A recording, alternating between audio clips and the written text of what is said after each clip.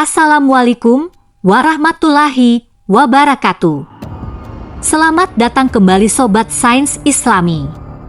Semoga Allah Subhanahu wa Ta'ala selalu memberikan kesehatan, kelancaran rezeki, serta keberkahan hidup bagi kita semua. Amin ya Rabbal Alamin. Iblis adalah makhluk ciptaan Allah Subhanahu wa Ta'ala yang menjadi musuh abadi bagi manusia hingga hari kiamat datang. Sehingga iblis akan terus menggoda dan menyesatkan para keturunan dari Bani Adam ini. Banyaknya jumlah manusia tidak menyulitkan bagi mereka untuk terus menjalankan tugasnya. Karena pada dasarnya mereka juga akan terus bertambah banyak dengan cara berkembang biak. Keberadaan iblis sebagai makhluk Allah yang juga memiliki keturunan layaknya seperti manusia. Oleh karena itu, membuat jumlah mereka semakin bertambah banyak. Bahkan beberapa hadis mengatakan bahwasanya mereka berkembang biak hingga 9 kali lipat lebih banyak daripada jumlah manusia.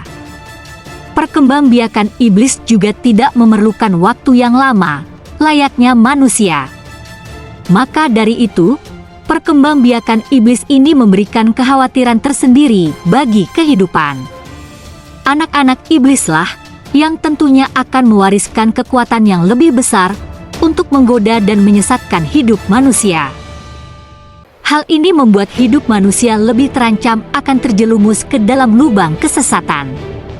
Selain itu, Allah Subhanahu wa Ta'ala menjelaskan dalam Al-Quran bahwa iblis memiliki keturunan meskipun mereka menjadi musuh bagi manusia. Firman Allah dalam surat Al-Kahfi ayat 50 menegaskan bahwa, "Patutkah kamu mengambil dia dan turunannya sebagai pemimpin daripadaku, sedangkan mereka adalah musuhmu?" Namun, terdapat perbedaan antara cara iblis dan manusia dalam berkembang biak. Baik itu dari cara mereka melahirkan, maupun perbandingan jumlah keturunan antara iblis dan manusia itu sendiri. Bagaimanakah perbedaan tersebut? Simak dan tonton video ini hingga selesai. Ketika manusia melahirkan seorang anak, menurut penjelasan dari segi medis, sekitar 1 dari 3 bayi kembar dilahirkan melalui persalinan normal.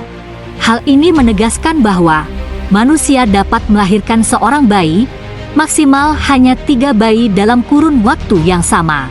Sedangkan iblis, ia mampu melahirkan hingga 9 anak sekaligus. Hal ini menunjukkan bahwa populasi iblis jauh lebih besar daripada manusia. Ibnu Abbas, seorang sahabat Nabi Muhammad, ia menjelaskan bahwa iblis atau jin berkembang biak dengan cara bertelur. Ketika iblis diturunkan ke bumi, ia menikah dengan dirinya sendiri dan menghasilkan 4 telur yang ditempatkan di setiap sudut bumi. Setiap telur menghasilkan keturunan setan dengan jumlah yang begitu sangat banyak. Cara mereka berkembang biak dengan cara menggunakan telur ini berbeda dengan manusia yang berkembang biak melalui proses reproduksi. Hal ini menunjukkan perbedaan sifat dan karakteristik antara para makhluk Allah Subhanahu wa Ta'ala. Meskipun begitu, iblis juga memerlukan asupan makanan dan minuman seperti layaknya manusia. Mereka makan dan minum, sesuai dengan perkataan Al-Quran yang menyatakan bahwa jin makan dan minum. Selain itu, sebagai makhluk yang memiliki keturunan, iblis juga membutuhkan tempat untuk menampung keturunannya tersebut.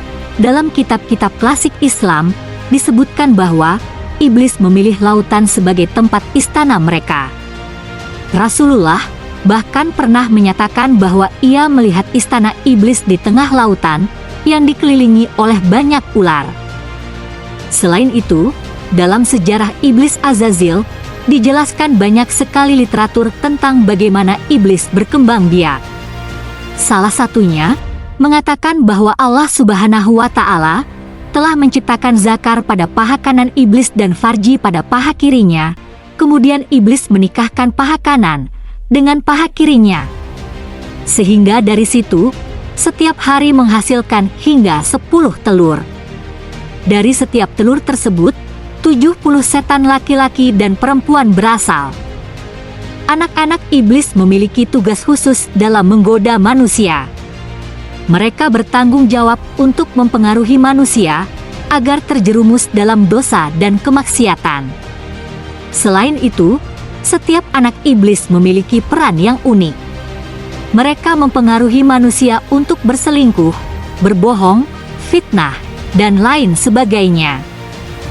Dengan jumlah yang begitu banyak, mereka meminta kepada Allah Subhanahu wa Ta'ala untuk diberi kesempatan dalam menggoda manusia. Hal ini sesuai dengan firman Allah. Terangkanlah kepadaku, inikah yang lebih engkau muliakan daripada aku? Sekiranya engkau memberi waktu kepadaku sampai hari kiamat, pasti akan aku sesatkan keturunannya, kecuali sebagian kecil. Selain itu, Dia, Allah, berfirman, pergilah, tetapi barang siapa di antara mereka yang mengikuti kamu, maka sungguh, neraka jahanamlah balasanmu semua, sebagai pembalasan yang cukup. Quran Surat Al-Isra, ayat 62-63. Dari penjelasan tersebut, bahwasanya penting bagi umat manusia untuk selalu berhati-hati dan memperkuat iman serta takwa kepada Allah Subhanahu wa Ta'ala. Hal ini menjadikan pembelajaran bagi kita semua. Sebagai umat muslim, penting untuk selalu waspada terhadap godaan iblis dan setan dalam menjalankan ajaran agama yang benar. Berpegang teguh pada prinsip menjalankan perintah Allah Subhanahu wa Ta'ala dan menjauhi segala larangannya adalah sebagai bentuk cara kita untuk melindungi diri dari tipu daya setan. Perkembangbiakan iblis yang lebih dahsyat dari manusia, serta keberadaan mereka yang mengintai untuk menyesatkan manusia, merupakan suatu kenyataan yang tidak dapat diabaikan. Dengan menjaga diri dari godaan setan dan menguatkan ibadah kepada Allah, kita dapat melindungi diri dari tipu daya mereka. Semoga dengan pemahaman ini, kita dapat lebih waspada dan terhindar dari pengaruh buruk iblis dan setan dalam kehidupan sehari-hari. Wallahualam bishawab. Terima kasih buat Sobat Sains Islami yang telah menonton video ini hingga selesai.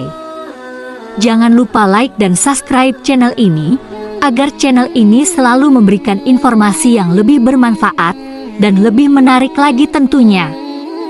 Wassalamualaikum warahmatullahi wabarakatuh.